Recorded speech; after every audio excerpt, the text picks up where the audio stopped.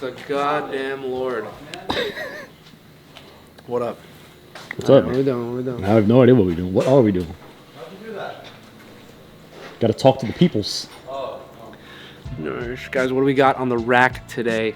Toyota trucks, Toyota trucks, Toyota trucks. It's been crazy. We're getting a shitload of GX460s, 470s, and a couple of these 550s coming in. You know, the Overland community has always shown us love. You guys are always coming down here and get your trucks worked on. We really appreciate it. But specifically right now, the GXs are really shining. The Toyota trucks, Toyota family of New York City, thank you for coming to the custom shop and trusting us with your wonderful rigs. For some reason, these GXs are like flying in right now. This week, I think we've had, God, probably 2 or 3 460s, 3 or 4 470s, 2 550s, and we're just rolling with it. So, you know, keep them coming. We really appreciate it. But we got a brand new GX550 right here up on the lift today. So what happens is these billet spacers, they sit under or above the springs, and what it does is it basically adds preload to the spring and lifts the vehicle. So basically what these do is this would sit under the front and these would sit over the rear. So it's kind of basically adding just a little bit of preload to that spring and raising it up. So I can show you. If you look on the stock shock, there's a spring perch here, and normally that spring perch would look like this. Well, this is the isolator for it, but it would be a piece like this. Here we go. Here's the metal piece, and then the rubber isolator. And basically this piece would kind of be in place of this billet piece right here, factory. And your spring sits on that. But the idea is to remove the whole assembly here, the spring shock, remove it, and sleeve off the old perch from the shock and replace it. Now when this piece sits in there, what it does again, it adds a little preload to the spring, lifting the truck to where you need it. Now, the cool thing is about these GXs is they gave them a lot more room as far as, you know, sizing up a tire. The old GXs, the 460s, 470s, you can get larger tires in there, 33s, 34s, maybe even 35s, but it's a lot of work to get that size in there, whereas these give you a lot more room. It's cool too because the GXs are somewhat modular. So you're going to see this panel right here. I can actually remove this panel, and there's almost like a kind of like a metal crash piece in there or something, and you can remove that. And what happens is you create a little more clearance on this side. The front is pretty easy to manipulate the liner and kind of just bring that forward also. So by doing that, you give yourself more space on this corner and that corner. You can fit up to like a 35-inch tire. So we're going up to almost about a 35-inch tire today. And most of the GXs that come in here are traditionally going to do something like maybe like an off-road style or like adventure, you know, inspired modifications or whatever it may be. But this truck is just going to be clean, classic, luxury street truck with a set of 22-inch Vossen wheels. It is going to rock a Nitto all-terrain tire, so you have that little rugged look, but generally it's going to have that real luxury, clean look. And also, the model of this GX550 came with the 22-inch wheels, so it seems to be more of like the luxury package, where the ones we've done in the past are like the overtrail versions that have, you know, the smaller wheels and just a little more off-road oriented. So it's cool. The more luxury line on this GX460, or trim I should say, is going to get that more like, you know, urban assault kind of look, and then the other ones that we've been doing are going to be more on the adventure end. So really a diverse car, super what can I say, what's the word? Super versatile. Oh, yeah, super versatile. Absolute great truck. Definitely, but I don't know, if I was to go out and get a brand new 4x4, this would, man, this might be right up there. This or the Ineos Grenadier is fucking really cool. Those are so if you guys know about the Ineos Grenadier, drop a comment below. Powered by B58 BMW motor, you know we love that. Is that what they're powered by? Yeah. Oh shit! There's actually an Ineos dealership like in Oyster Bay. You probably passed it on the way when you were over there. Sick, those things are sick as fuck. You know, but this is the tried and true Toyota, you know, with the real pedigree, the real heritage. So I understand. You know, I might lean into the GX for that, but the Ineos is sick too. We're waiting for one of those to come through. So.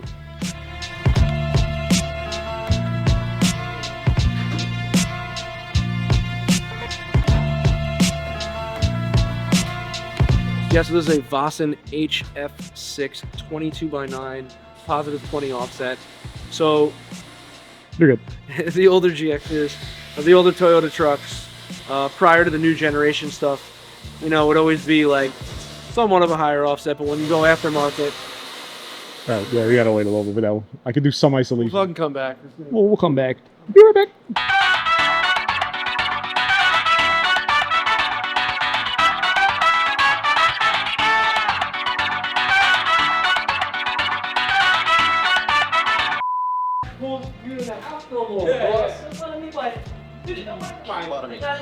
Trini don't got the coolest computer in that house anymore. Trini had this badass computer back there, doing all kinds of shit, could run the world, and all he's trying to watch is YouTube.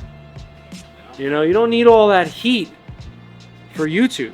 And so I always said, yo, let me get that computer. I'm doing some real shit, you know? And then he's like, nah, you can't have that. So I was always stuck with the sad computer, but now today, thanks to my man Jay, GXJ90J, my bro, came down and hooked it up with a Mac computer, so I'm very blessed. New year, new computer. What we got over here, we are assembling our Westcott Design Pre-load collar lift, right, for the GX550. Brian's putting it all together. He's going to do a stellar job. He always does. And yeah, I'm excited to see this on the wheels. Let's go check out the wheels. No touchscreen? Oh, you got touchscreen, right? All right, Trini's still the king. He's got touchscreen. I don't got touchscreen. That's okay. So get that out of here. Anyway, let's look at these wheels, dude. Well, let's look at these wheels. I shouldn't be F-bombing all over the place. Vossen HF6 22 by 9.5 with a positive offset. All the new Toyota off-road trucks, Tundra, Tacoma, 4Runner, GX, FJ. Well, no FJ. They should make an FJ, but the new Land Cruiser, they're all higher offset than the previous generation. So you're running a plus 20 offset on this. 22 by 9.5 on 35-inch tire from Nitto. It should look absolutely stupendous on this vehicle. Cannot wait. And yeah, stay tuned. We're gonna get it done today and get some good shots of it. So we'll see it on the gram.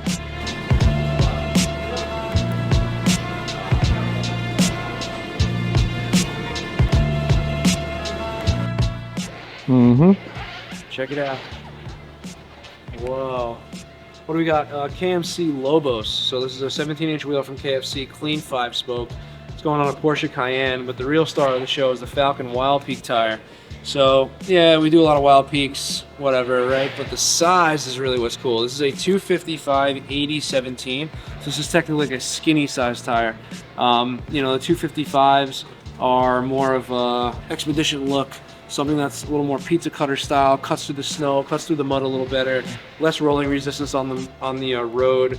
So a lot of people are moving over to the skinnies from the fat stuff, like the 285s, the 305s, the 295s, and they're sizing down. So you're keeping the same overall diameter, you're still in that 33-inch range, but you're running a 255, a little thinner contact patch. So, you know, real cool, real classic.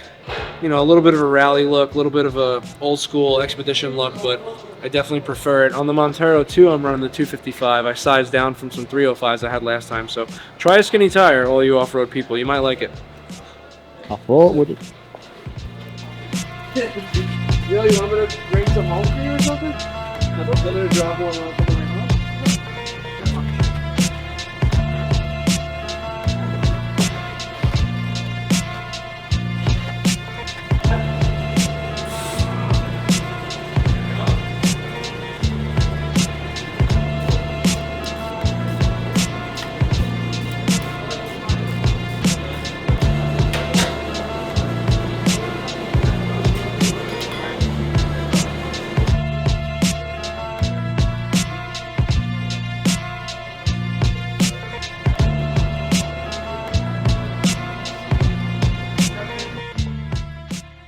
All right, check it out, guys. What do we got? We got a Toyota 4Runner 5th gen up on the rack. This is a phenomenal build. Our homie James owns this. James is our brother. James travels frequently from the U.S. to China. He's got another rig in China, and he recently traveled, I think, maybe like a tour of, I don't even know. He went all the way from like east to west across Europe or something. We'll try to put a link in there or something, but this kid really does some sick journeying, but we're happy to service and build the 4Runner that he has here in the States that you can see right here. So we're doing, what do we do? So in the past we've done tons of stuff on this rig, metal bumpers, suspension, wheels, tires, all kinds of stuff, electronics, dual battery setup, roof rack, I don't know, the works. But we're really getting down to the nitty gritty. We're doing some real hardcore mechanics today. We are doing a re-gear on this truck. For everyone out there who's not familiar, what a re-gear is basically what you're doing is you're opening up the rear and the front differentials, and you are changing the ring and pinion inside. And what you're doing is you're changing the ring and pinion for something with a different ratio, so a different amount of teeth. And what's going to happen is, I can't listen to this guy and fucking film this.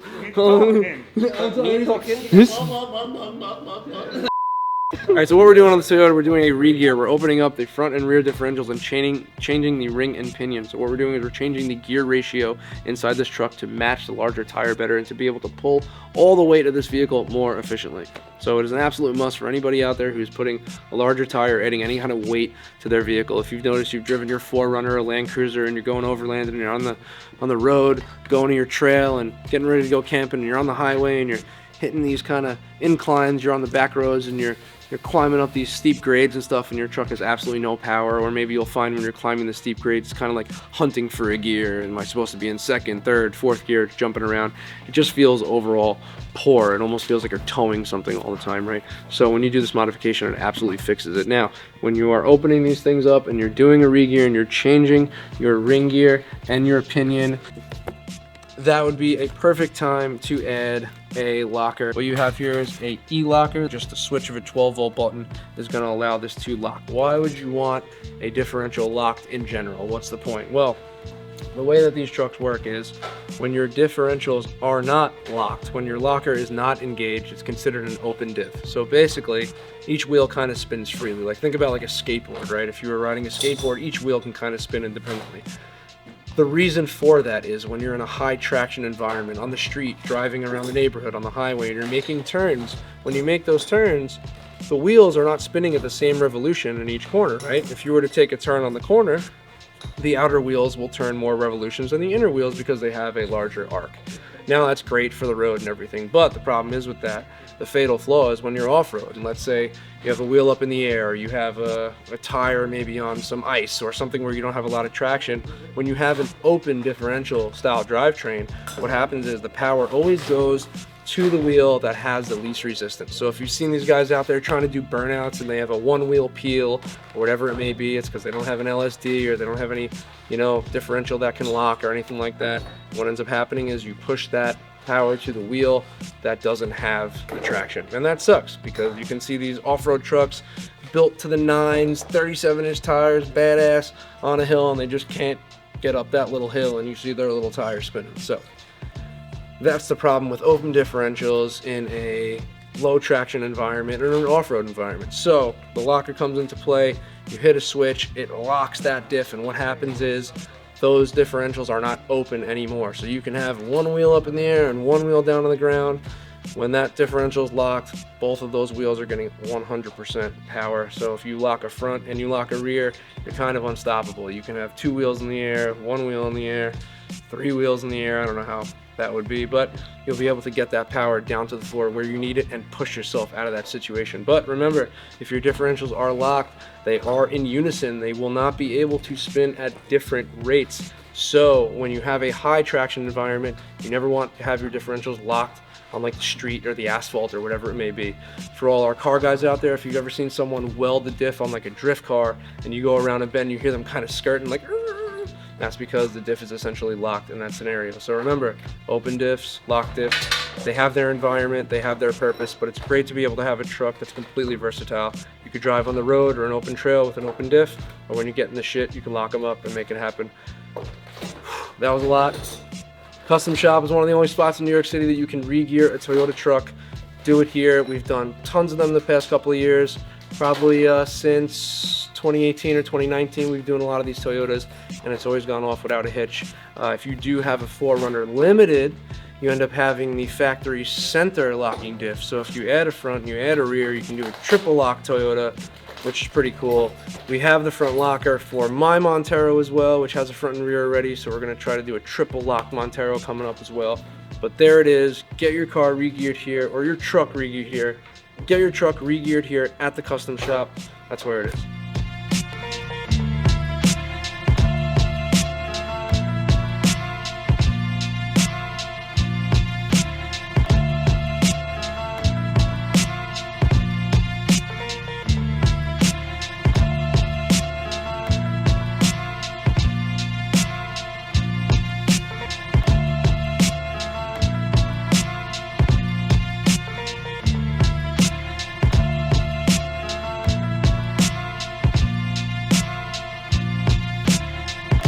Okay guys, end of the day, and we're done with the GX550. Tomorrow, client's coming to pick it up.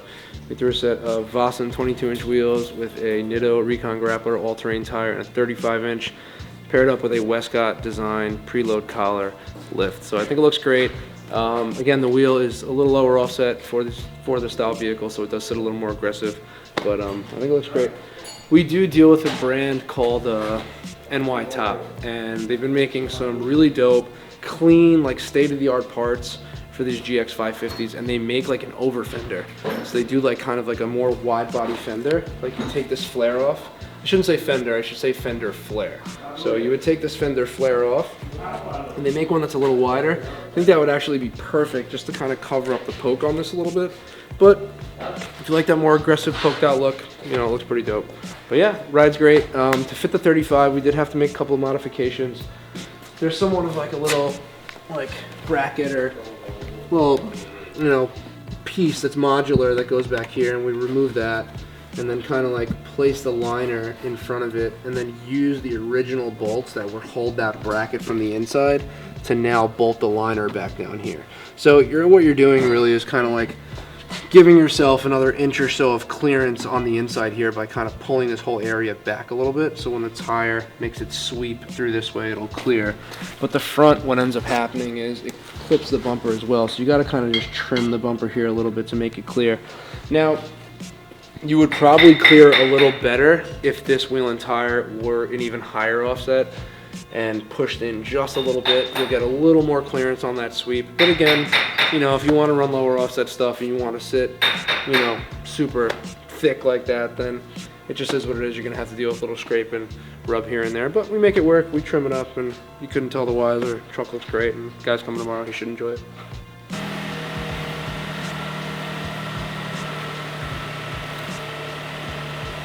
Nice. Clean.